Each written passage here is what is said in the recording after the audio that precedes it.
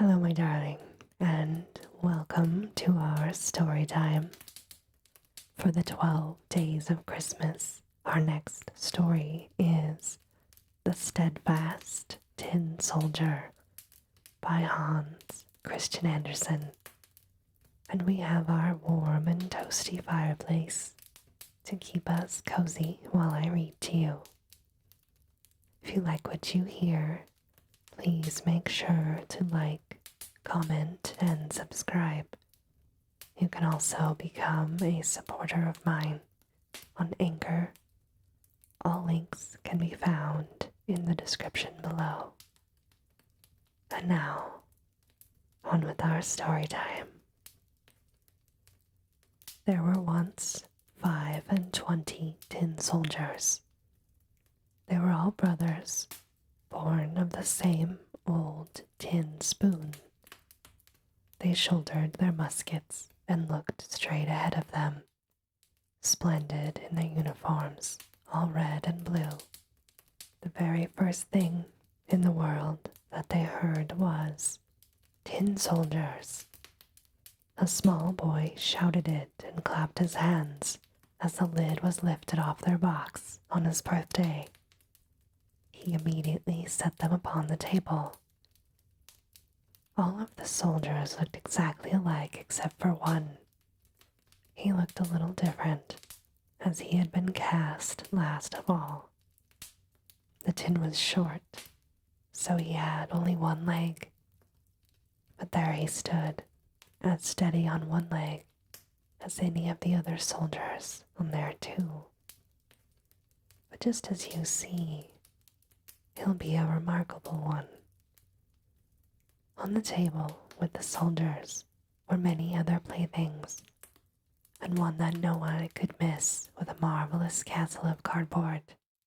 It had little windows through which you could look right inside it, and in front of the castle were miniature trees around a little mirror supposed to represent a lake. The wax swans that swam on its surface were reflected in the mirror. All this was very pretty, but the prettiest of all was the little lady who stood in the open doorway of the castle. Though she was a paper doll, she wore a dress of the fluffiest gauze. A tiny blue ribbon went over her shoulder for a scarf, and in the middle of it shone a spangle that was as big as her face. The little lady held out both her arms, as a ballet dancer does, and one leg was lifted so high behind her that the tin soldier couldn't see it at all, and he supposed she must have only one leg, as he did. That would be a wife for me, he thought, but maybe she's too grand. She lives in a castle. I have only a box, with 24 roommates to share it. There's no place for her, but I must try and make her acquaintance. Still as stiff as when he stood at attention, he lay down on the table behind a snuff box, where he could admire the dainty little dancer who kept standing on one leg without ever losing her balance. When the evening came, the other tin soldiers were put away in their box, and the people of the house went to bed. Now the toys began to play among themselves at visits, and battles, and at giving balls. The tin soldiers rattled about in their tin box, for they wanted to play too, but they could not get the lid open. The nutcracker turned somersaults, and the slate pencil squeaked out jokes on the slate. The toys made such a noise that they woke up the canary bird, who made them a speech, all in verse. The only two who stayed still were the tin soldier and the little dancer. Without ever swerving from the tip of one toe, she held out her arms to him, and the tin soldier was just as steadfast on his one leg. Not once did he he take his eyes off her. Then the clock struck 12, and clack, up popped the lid of the snuff box. But there was no snuff in it. Instead, out bounced a little black bogey, a jack-in-a-box. "Tin Soldier," he said, "will you please keep your eyes to yourself?" The Tin Soldier pretended not to hear. The bogey said, "Just you wait until tomorrow." But when the morning came and the children got up, the soldier was set on the window ledge, and whether the bogey did it or there was a gust of wind, all of a sudden the window flew open, and the soldier pitched out headlong from the 3rd floor. He fell at a breathtaking speed and landed cap first, with his bayonet buried beneath the paving stone, and his one leg stuck straight into the air. The housemaid and the little boy ran down to look for him, and, though they nearly stepped upon the Tin Soldier, they walked right past him without seeing him. If the soldier had called, "Here I am," they would surely have found him, but he thought it contemptible to raise an uproar while he was wearing his uniform. Soon it began to rain. The drops fell faster and faster until they came down by the bucketful. As soon as the rain let up, along came 2 young rapscallions.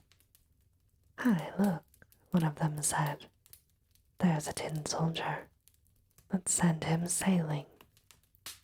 They made a boat out of newspaper, put the Tin Soldier in the middle of it, and away he went, down the gutter, with the 2 young rapscallions running along beside him and clapping their hands. High heavens! How the waves splashed, and how fast the water ran down the gutter.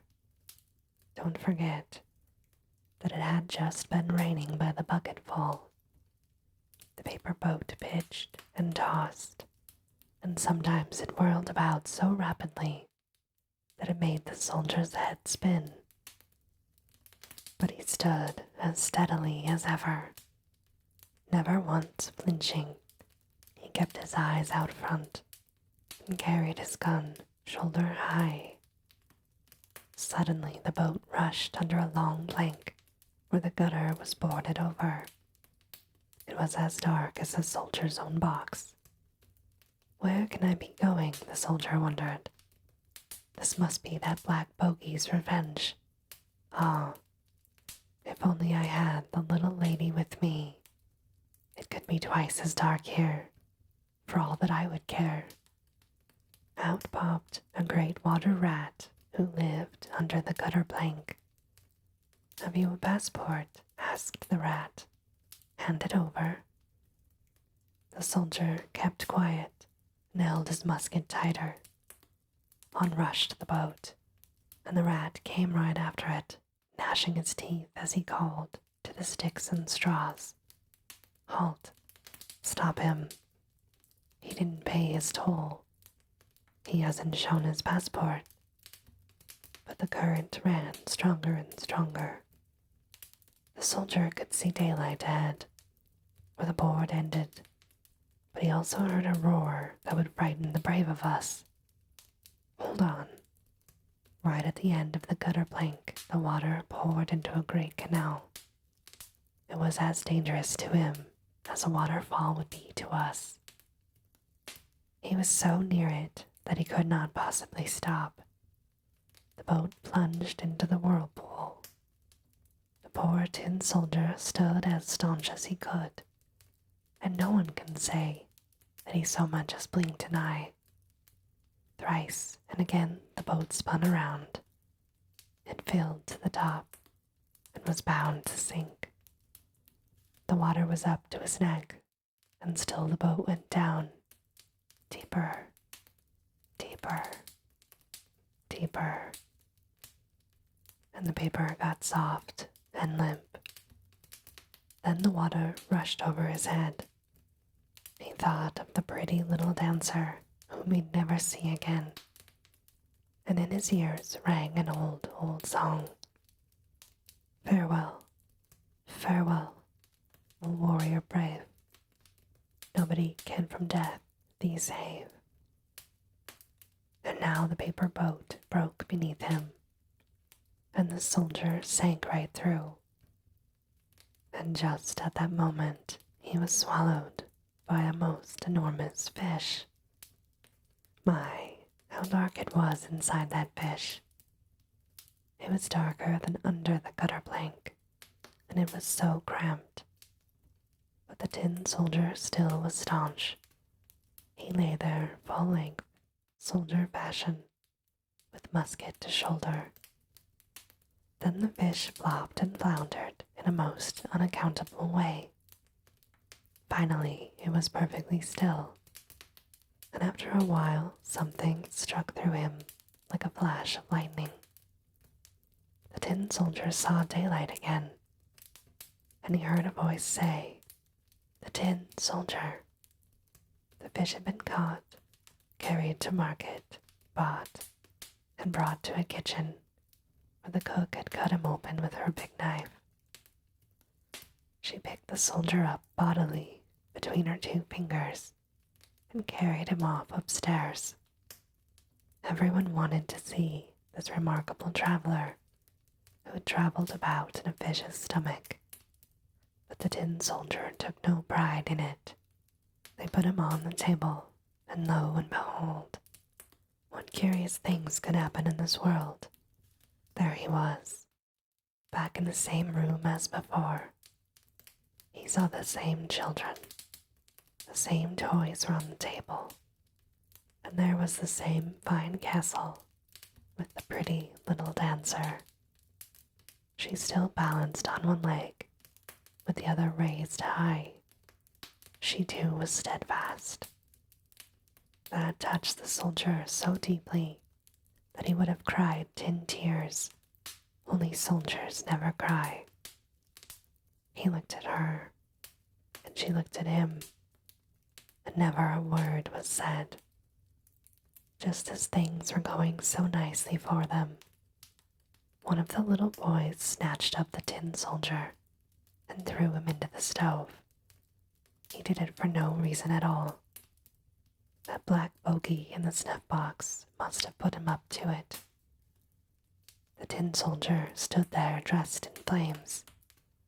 He felt a terrible heat, but whether it came from the flames or from his love he didn't know. He lost his splendid colors, maybe from his hard journey, maybe from grief. Nobody can say. He looked at his little lady, and she looked at him, and he felt himself melting. But he stood there steadfast, with his musket held trim on his shoulder. And then the door blew open. A puff of wind struck the dancer. She flew up like a sliff, straight into the fire with the soldier, blazed up in a flash, and was gone. The tin soldier melted, all in a lump. The next day, when a servant took up the ashes, she found him in the shape of a little tin heart. But of the pretty dancer, nothing was left except her spangle, and it was burned as black as coal. And this, my darling, ends today's story time. As always, I hope you have very sweet and creepy dreams. Good night.